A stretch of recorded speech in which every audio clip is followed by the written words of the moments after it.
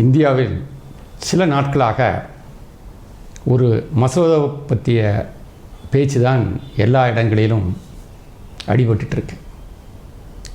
தற்பொழுது அந்த மசோதா தாக்கலாகி விவாதத்திற்கு பிறகு நிறைவேற்றியிருக்காங்க. அது வக்ஃப் திருத்த மசோதா 2025. இந்த வக்ஃப் போர்டு, வக்ஃப் ஆக்ட், வக்ஃப் ட்ரிபியூனல் இது பல பேர் கேள்விப்பட்டிருக்கலாம். வழக்கறிஞர்கள் எங்களுக்கு அது சாதாரணமாக தெரியும்.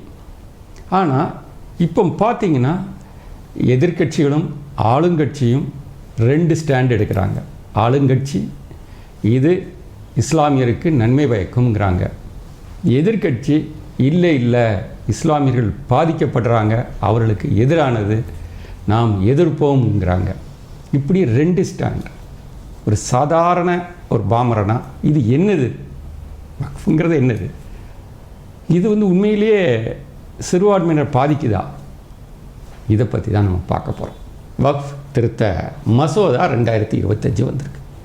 இது எதுக்கு இவ்வளோ அவசரம்? ஏற்கனவே 2-3 தடவை வந்தாச்சு. பிரிட்டிஷ் காலத்தில் இருந்து 95 வரைக்கும் வக்ஃப் சட்டம் வந்திருக்குது.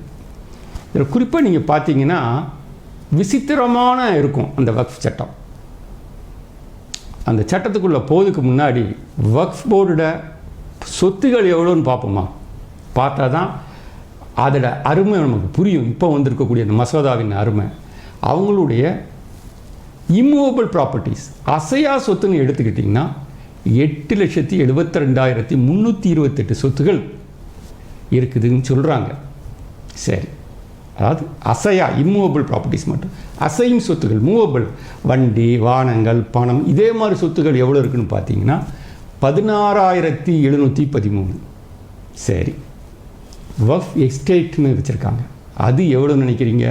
3,56,051. இதில் மொத்த மதிப்பு என்ன நினைக்கிறீங்க நீங்கள்? 1.2 லட்சம் கோடி ரூபா ஆகும். இந்தியாவிலேயே அதிக சொத்து வச்சுருக்கக்கூடிய துறைகள்னு எடுத்தால் முதல்ல ரயில்வே துறை, 2வது இராணுவம், 3வது வக்ஃப் போர்டு. நீங்கள் பார்த்தீங்கன்னா இந்த ஜனநாயக நாட்டில் எல்லாருமே சட்டத்துக்கு உட்பட்டவங்க. அவங்களுக்குள்ள குறைய நீதிமன்றத்தில் முறையிடலாம். ஆனால் வக்ஃப் போர்டு சொல்லக்கூடிய உத்தரவோ அவங்க கொடுக்கக்கூடிய குறிப்புக்கோ எதிராக யாரும் சிவில் நீதிமன்றத்தை அணுக முடியாதுங்கிறது தான் வக்ஃப் போர்டு ஆக்ட். வக்ஃப் ஆக்டில் அதுதான் சொல்கிறாங்க. வக்ஃப் போர்டுக்கு எதிராக நீதிமன்றத்துக்கு போக முடியாது. இதையும் விட ஆச்சரியமானது என்னென்னா அவங்க தான் விசாரிப்பாங்க. ஒரு சொத்து வக்ஃப் சொத்துன்னு சொல்கிற சமயம் அந்த சொத்து யார் விசாரிக்கணும்? டிஸ்பியூட் ஆயிடுது. ஏக்கும் பிக்கும் உள்ளதை சி விசாரிக்கணும் நீதிமன்றம். ஆனால் ஏ தான் விசாரிப்பாருன்னு சொன்னால் எப்படி இருக்கும்? அப்படி தான் போயிட்டு இருந்துச்சு இது வரைக்கும். இந்த மசோதா தாக்கல் ஆகுது வரைக்கும் அதுதான். நீதிமன்றங்கள் விசாரிக்க முடியாது. அவங்க ட்ரிபியூனலே விசாரிப்பாங்க, அவங்களே தீர்ப்பு சொல்லுவாங்க. வக்ஃப் போர்டு இந்த எங்கள் சொத்துன்னு சொல்லி சப் ரிஜிஸ்ட்ராருக்கு ஒரு கடிதம் கொடுத்துட்டாங்கன்னா சப் ரிஜிஸ்ட்ரார் பதிவு செய்ய மாட்டாங்க. அப்படியே இருக்கும். அன்லஸ் வக்ஃப் போர்டிலிருந்து நோ அப்ஜெக்ஷன் சர்டிஃபிகேட் வாங்கிட்டு வந்தால் தான் சப் ரிஜிஸ்ட்ரார் பதிவு செய்வார். இப்படி போயிட்டு இருந்துச்சு. இதுக்கு ஒரு பொறுப்பாளராக முத்தவல்லின்னு ஒருத்தர் இருப்பார். அவர் trustee, custodian of the property. So என்ன நடக்குதுன்னே தெரிய மாட்டேங்குது வக்ஃப் போர்டில். ஒரு வெளிப்படையான நிர்வாகம் இல்லை, டிரான்ஸ்பரன்சி இல்லை, ஏகப்பட்ட சொத்துகள், ஏகப்பட்ட பிரச்சனை. என்ன நினைக்கிறீங்க? 1998 உத்தரப்பிரதேஷ் வக்ஃப் போர்டு என்ன சொன்னாங்கன்னா தாஜ்மஹால் அவங்க இதுன்னு சொல்லிட்டாங்க, சொல்லி கேஸை போட்டாங்க. இது அப்படியே உச்சநீதிமன்றம் வரைக்கும் போயிடுச்சு. உச்சநீதிமன்றத்தில் 2 தரப்பு நீதிபதிகள், வக்ஃப் போர்டும் சரி, தாஜ்மஹால் யார் கண்ட்ரோலில் இருக்குது? Archaeological survey of India ASI கையில் இருக்குது. சென்ட்ரல் இண்டஸ்ட்ரி செக்யூரிட்டி ஃபோர்ஸ் பாதுகாத்துட்டு இருக்காங்க. அப்போ ஏஎஸ்ஐயும் அவங்க தரப்பில் ஆர்கியூ பண்ணுறாங்க. 2 பேரும் ஆர்கியூ பண்ண சமயம் அப்போது இருந்த தலைமை நீதிபதியான நீதியரசர் தீபக் மிஸ்ரா அவர்கள் இதை எப்படி ஒத்துக்க முடியுங்கிறார்.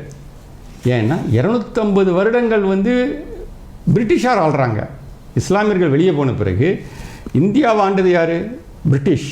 250 வருஷம் அவங்க ஆண்டுட்டாங்க. அதுக்கு பிறகு சென்ட்ரல் கவர்மெண்ட் வந்து சென்ட்ரல் கவர்மெண்ட்டோட ஆர்கியாலஜி சர்வே ஆஃப் இந்தியா கண்ட்ரோலில் தாஜ்மஹால் இருக்குது. உங்ககிட்ட தாஜ்மஹால் இருக்குதுன்னா அதுக்குள்ளே ஆவணத்தை கொடுங்கன்னு கேட்டாங்க. இது இப்படியே போயிட்டு இருந்தது. அவங்களால கொடுக்கவே முடியல. 2018 மீண்டும் விசாரணை வந்துச்சு. அப்போ வக்ஃப் போர்டு தரப்பில் ஆஜரான வழக்கறிஞர் சொன்னார், இங்கே 2 ப்ராமினென்ட் முஸ்லீம்ஸ் கல்லறைகள் இருக்குது, அதனால் எங்களுக்கு வேணும். முடியாது நீதிமன்றம் சொல்லிச்சு. ஆர்கியாலஜிக்கல் சர்வே ஆஃப் இந்தியா தரப்பில் ஆஜரான வழக்கறிஞர், இது ஒரு அபாயகரமான முன்னுதாரணம், இப்படி நீங்கள் சொல்லிட்டு இருந்தீங்கன்னா நாளைக்கு ரெட்ஃபோர்டு அவங்க எதுன்னு கேட்பாங்க, ஃபத்பு சிக்ரி அவங்க வக்ஃப் போர்ட் ப்ராப்பர்ட்டிம்பாங்க, அதனால் கொடுக்கக்கூடாதுன்னு சொன்னாங்க. 2 தரப்பு ஆர்கியூமெண்ட்டும் கேட்டு வக்ஃப் போர்டின் மனுவை தள்ளுபடி செய்தாங்க. நீங்கள் பேப்பரில் பார்த்துருப்பீங்க, தமிழ்நாட்டில் திருச்சி கரூருக்கு இடையில் அந்த காவிரிக்கரை ஓரம் ஒரு கிராமம் திருச்செந்தூரை கிராமம்னு, இங்கே வந்து ஒரு சிவன் கோவில் இருக்குது, சந்திரசேகரர் கோயில்னு சொல்லுவாங்க. மிகவும் பழமையானது, இவருடைய காலத்துக்கு முன்னாடியே உள்ளது. யார் இஸ்லாமிய இதை கொண்டு வந்தாங்களோ முகமது கோரி, ஏன்னா அவர் தான் சீடு போடுறார் இந்தியாவில், அந்த விதைக்கு பிறகு தான் இஸ்லாமிய பேரரசு இந்தியாவில் வந்தது. முகமது கோரி காலத்திற்கும் முன்பு உள்ள கோயில்னு சொல்கிறாங்க இந்த சிவன் கோயிலில். அங்குள்ள மொத்த கிராமமும் வக்ஃப் போர்டு சொல்லி அவங்க லெட்டர் சப் ரிஜிஸ்ட்ரார்கிட்ட கொடுத்து அவங்களால பதிவு செய்யப்பட முடியாமல் இருந்தது, எந்த டிரான்சாக்ஷனும் பண்ண முடியாமல். அதுக்கு பிறகு பெட் துவாரக்ங்கிற இடத்துல 2 தீவுகளை வக்ஃப் போர்டு தீவுன்னு கொண்டாடுறாங்க. பீகாரில் தமிழ்நாடு மாதிரியே கோவிந்த்பூருங்கிற ஒரு கிராமத்தில் ஒரு வில்லேஜ் வக்ஃப் போர்டு வில்லேஜ்னு சொல்லி சொல்கிறாங்க. கேரளாவில் காலங்காலமாக அனுபவத்தில் உள்ள 600 கிறிஸ்தவ குடும்ப சொத்துகள் வக்ஃப் சொத்து என்று அவங்களுடைய கிளைம் இருக்குது. Bangalore ITC Windsor hotel, Idgah ground, Bellary, Chitradurga போன்ற இடங்களெல்லாம் வக்ஃப் சொத்துகள் என்று உரிமை கோருகிறார்கள். சூரத் முனிசிபல் கார்ப்பரேஷன் பில்டிங் வக்ஃப் சொத்துங்கிறாங்க. சொன்னால் வக்ஃப் சொத்து, அதுதான் இன்னைக்கு பழைய சட்டம். இப்படியே போயிட்டு இருக்கக்கூடிய காலத்தில் தான் என்ன ஆகுது, ஒரு சட்டம் தேவை இருக்குது, தெளிவான ஒரு சட்டம் நமக்கு வேணும். இல்லைன்னா இந்த வக்ஃப் சொத்துகள் பல பிரச்சனைகள், கோடிக்கணக்கான 1-2 இது கிடையாது, 1.2 லட்சம் கோடி. Calcutta royal, Calcutta golf club, Tollygunge club எல்லாமே அவங்க இதுங்கிறாங்க. இப்படி சொல்லிகிட்டே போகலாம். இப்போ அவங்க சொத்துன்னு சொல்ல சமயம் ஒரிஜினல் ஆள் என்ன பண்ணுறாங்க, அவங்க கவுண்டர் கிளைம் வராங்க. இப்படி கேஸஸ்கள், வழக்குகள் நிறைய வர ஆரம்பிச்சிடுச்சு. இந்தியாவில் சுமார் 40,000க்கு மேற்பட்ட வழக்குகள் நிலுவையில் இருக்குதுன்னு இப்போ சொல்கிறாங்க. இது வந்து முற்றிலும் அரசியல் சாசனத்துக்கு எதிரானது. ஒரு ஜனநாயக நாட்டில் ஒரு சிஸ்டம் வேணும், ஒரு திட்டமிட்டு ஒரு சட்டத்துக்கு உட்பட்டு தான் அனைவருமே பயணிக்க முடியும். அதனால் இதை வந்து ஒரு சரி பண்ணுவதற்காக தான் தற்பொழுது வக்ஃப் திருத்த மசோதா 25 தாக்கல் செய்திருக்காங்க. அதோட சிக்னிஃபிகன்ட் சிறப்பு அம்சங்கள் என்ன, அதுதான் ரொம்ப முக்கியம். இதில் நம்ம இது வரைக்கும் பார்த்தோம், வரலாறு பார்த்தோம், வக்ஃப் ஆக்டில் உள்ள பிரச்சனைகள். சரி, இப்போ உள்ள இந்த 2025 திருத்த மசோதாவில் என்ன சிக்னிஃபிகன்ஸ் பார்த்தீங்கன்னா, முதல் இது விதவைகள், டைவர்ஸ் ஆனவங்க, விவாகரத்தான பெண்கள், ஆதரவற்றோர், இவர்களின் நலனுக்காக வக்ஃப் போர்டு பராமரிக்கலாம். எவ்வளோ பெரிய விஷயம். 3 பேர் சமுதாயத்தில் கீழ்மட்டத்தில் பாதிக்கப்பட்டவங்க, ஆதரவற்றவர்கள், விதவைகள், விவாகரத்தான பெண்கள். ஏன்னா இங்கே தான் 1.2 லட்சம் கோடி ரூபாய் இருக்குது வக்ஃப் போர்ட்ட. அப்போ இதை நல்வழியில் இவங்களுக்கு கொடுக்கறதுக்கு இந்த 2025 வக்ஃப் திருத்த மசோதா இடம் கொடுக்குது. அடுத்தது மிக முக்கியமானது, இது ஆண்களுக்கும் கிடைக்கும் பெண்களுக்கும் கிடைக்கும் இஸ்லாமத்தில். அது என்னென்னா வக்ஃப் அலாட்ங்கிறது வக்ஃபில் ப்ரைவேட்டு வக்ஃப் போர்டு, அது ஃபேமிலி செட்டில்மெண்ட்னு சொல்லுவாங்க. ஒரு தனிநபர் அவருடைய சொத்தை அவராக ப்ரைவேட் வக்ஃப் ஆரம்பித்து அந்த இதை வச்சுக்கலாம்.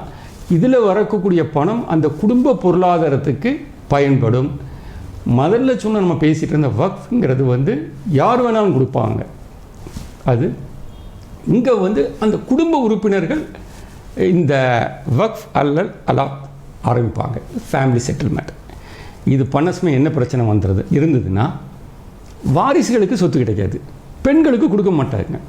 அதுதான் அந்த ப்ரைவேட் வக்ஃப் இருக்கேன்னு சொல்லிடுவாங்க.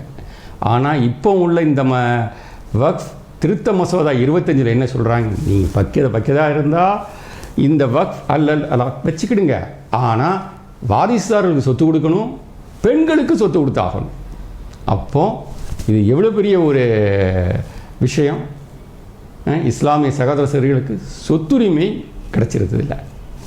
அதுக்கு பிறகு குறைந்தது 5 வருடம் இஸ்லாமிய மார்க்கத்தை பின்பற்றுவர்கள் தான் வக்ஃபுக்கு சொத்தை எழுதி வைக்க முடியும். அப்போ பினாமியான விஷயங்கள் இதில் அடிபட்டு போயிடுது. சொத்தின் டைட்டில் இல்லாமல் ஒருவர் சொத்தை வக்ஃப் கொடுக்க முடியாது, வில்லங்க சொத்தை இங்கே எழுதி வைக்க முடியாது. அரசாங்க சொத்துக்களை வக்ஃப் சொத்தாக உரிமை கோரி வைத்திருந்தால் இனிமேற்கொண்டு அந்த சொத்துகள் அரசாங்கத்திற்கு உரியது. பல இடங்களில் இருக்குது. அது தாஜ்மஹால் வந்து central government, archaeological survey of India கண்ட்ரோலில் இருக்குது. ஆனால் வக்ஃப் போர்டு உரிமை கோர சமயம் இல்லை அது எங்களுக்கு உண்டானு சொல்லி ஏஎஸ்ஐ சுப்ரீம் கோர்ட் வரைக்கும் கேஸ் நடத்த வேண்டியிருக்கு. இனி அது இல்லை, அரசாங்க சொத்து அரசாங்கத்துக்கு தான். அரசாங்க சொத்தா வக்ஃப் சொத்தாங்கிற ஒரு டைட்டில் டிஸ்பியூட் வந்தால் அந்த ஒரு டிஸ்பியூட் தாவாவை அரசாங்கத்தால் நிர்ணயிக்கப்பட்ட கலெக்டருக்கு மேலான ஒரு ரேங்கில் உள்ள ஒரு அதிகாரி தான் விசாரிப்பார். அது வரைக்கும் அந்த சொத்து அரசாங்க சொத்து தான். இந்த புதிய மசோதாப்படி வக்ஃப் சொத்து வருவாய்த்துறை ஆவணங்களில் பேர் மாற்றப்பட வேண்டுமானால் மியூட்டேஷன் ஆஃப் ரெவன்யூ ரெக்கார்ட்ஸும் வாங்க. அதுக்கு 90 நாள் கால அவகாசம் கொடுத்து 2 லீடிங் நியூஸ் பேப்பரில் விளம்பரம் கொடுத்து பாதிக்கப்பட்ட தரப்பையும் கேட்டு தான் வருவாய்த்துறை ஆவணங்களில் வக்ஃப் போர்டு பேர் மாற்ற முடியும் இனிமேற்கொண்டு. இதுக்கு வருவாய்த்துறை சட்டங்கள் தான் பயன்படுத்த வேண்டும் என்று புதிய மசோதா கூறுகிறது. இப்போ வக்ஃப் மசோதா திருத்த மசோதா நிறைவேற்றப்பட்டதிலிருந்து 6 மாதத்துக்குள்ள அத்தனை வக்ஃப் போர்டு டேட்டாக்களையும் அவங்களுடைய போர்ட்டலில் அப்லோட் பண்ண வேண்டும் என்று இந்த மசோதா கூறுகிறது. அது மட்டும் கிடையாது, இந்த சொத்து சம்பந்தமான அனைத்து விஷயங்களையும், குறிப்பாக ஒரு சொத்திட பவுண்ட்ரிஸ் வருது பாருங்கள், செக்கு பந்தியும் வாங்க. அது இந்த சொத்தை யார் கொடுத்தாங்க, எந்த தேதியில் கொடுத்தாங்க, என்ன பர்பஸுக்கு கொடுத்தாங்க, தற்பொழுதைய பயன்பாட்டாளர் யார் போன்ற அனைத்து விவரங்களையும் அப்லோட் பண்ணணும். இதை விட ஒரு முக்கியமான இந்த மசோதாவில் கொண்டு வந்திருக்காங்க, யார் வேணாலும் வக்ஃப் போர்டுக்கு பணத்தை செலுத்தி அவங்க எந்த ஆவணத்தையும் அங்கேருந்து கோரி பெற்றுக்கொள்ளலாம். அதாவது ஒரு சிதம்பர ரகசியமாக வச்சுருந்தாங்க வக்ஃப் போர்டை, எந்த டாக்குமெண்ட்டும் கொடுக்க மாட்டாங்க, யாருக்கு அங்கே என்ன நடக்குதுன்னே தெரியாது. இப்போ அப்படி கிடையாது. வக்ஃப் திருத்த மசோதா 25 படி யார் வேணாலும் பணம் கட்டி என்ன ஆவணங்களையும் அங்கே வாங்கிக்கலாம். இதை விட மிக முக்கியமானது 1.2 லட்சம் கோடி மதிப்பான சொத்துக்கள் அங்கே இருக்குது.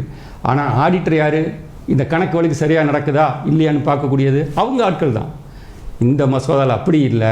2025 மசோதாவில் என்ன சொல்லிட்டாங்க, ஸ்டேட் கவர்மெண்ட் பேனல் உள்ள ஆடிட்டர் போய் ஆடிட் பண்ணலாம் அவங்க கவர்மெண்ட்டு. அப்போ அரசாங்கத்தின் கட்டுப்பாட்டுக்குள்ளே இந்த வக்ஃப் போர்டு வந்துடுது. அதே மாதிரி வக்ஃப் போர்டுக்கு வரக்கூடிய எல்லா சொத்துகளும் டீடு இருக்கணும். சும்மா வாய் மூலமாக அவங்க வாங்கி வைக்க முடியாது, அதுக்குன்னு ஒரு ஆவணம் இருக்கணும். அது கலெக்டருக்கு வக்ஃப் போர்டு அனுப்பணும். கலெக்டர் ஜெனியூனஸ் ஆஃப் இதை பார்ப்பார், அந்த விண்ணப்பதாரர் அந்த சொத்து இதெல்லாம் சரியாக இருக்கான்னு. அதற்கு பிறகு அவர் ஒரு அறிக்கை போர்டு கொடுப்பார். அந்த அறிக்கை பெற்றது பிறகு அவங்க வக்ஃப் போர்டு சான்றிதழ்களை ஆன்லைனில் கொடுக்கணும் அந்த அப்ளிகண்ட்டுக்கு. சப்போஸ் ஏதாவது கிளைம் கேஸ் இருந்தால் அதை பதிவு செய்யக்கூடாது. இவ்வளோ பெரிய 1.2 லட்சம் கோடி மதிப்புள்ள சொத்துக்களில் உள்ள வக்ஃப் போர்டோட அதிகாரமிக்க ட்ரஸ்டின்னு பார்த்திங்கன்னா அங்கே உள்ள முத்தரைகள் தான். இப்போ அவங்க இதுவரைக்கும் அவங்க யாருக்கும் ஒரு கணக்கு வழக்குகள் கொடுக்கணுங்கிற அவசியம் இல்லாமல் இருந்தது, பெருசாக கிடையாது. அப்படியே அவங்க அதுக்கு தவறினாலும் அவங்களுக்கு தண்டனைன்னு கிடையாது. இந்த வக்ஃப் திருத்த மசோதா 25 அவங்கள ரெஸ்பான்சிபிலிட்டி ஃபிக்ஸ் பண்ணுறாங்க. அதாவது வக்ஃப் போர்டு அல்லது ட்ரிபியூனல் உத்தரவிட்ட பின்பும் சொத்தை சுவாதீனம் கொடுக்கவில்லைனாலோ, அதாவது யாருக்கு ஒரு டிஸ்பியூட் வருது, தாவா, இந்த சொத்து வந்து வக்ஃப் போர்டு சொத்து கிடையாது, இந்த எக்ஸுக்கு இந்த சொத்தை கொடுத்துருங்கன்னு உத்தரவு போட்ட பிறகு அவர் முத்தலி கொடுக்கவில்லை என்றாலோ,